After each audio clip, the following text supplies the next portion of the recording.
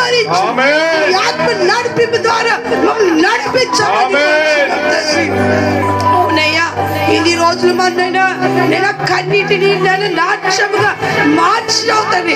ఇక ముందు కూడా తండ్రి మా కన్నిటిని నాట్యముగా మార్చుము తండ్రి. ఏ దుఃఖం వేదన మా జీవితాలలో పెట్టకూడదు.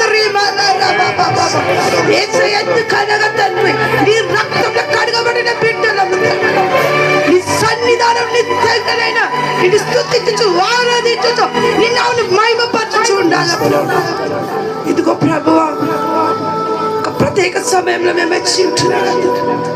నీ దైవదాసులను నేను అభిషేకించు, కొలతలేని అభిషేకంతో అభిషేకించు అయ్యా.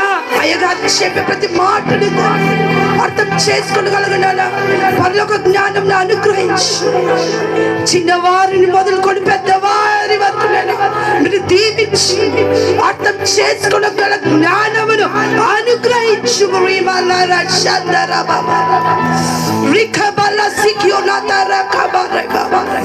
అయ్యా మా కొరకు దాచిపెట్టి ఉంటున్నానన్నా మీ యొక్క నన్ను ఆశీర్వాదములు నీ దైవదాసుని మూలకంగా మీరు మాతో మాట్లాడు మమ్మల్ని బలపరచు.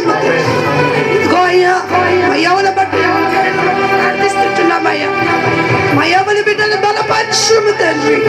ఎంతగా నన్ను పరిచయలు కొనసాగుతుండగా తండ్రి మా బిడ్డలన్నైనా నీ ఆత్మతో నింపుము తండ్రి. అభిషేకించు నీ దైవదాసుల ద్వారా కూడా ఆ బిడ్డలను తండ్రి మాట్లాడమని కోరుచు. నీకేమన్నా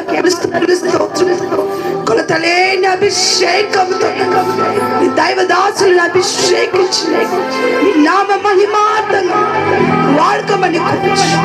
యేసు నామములో అడిగి వేడుకుంటున్నాము. ఆమేన్. హల్లెలూయా.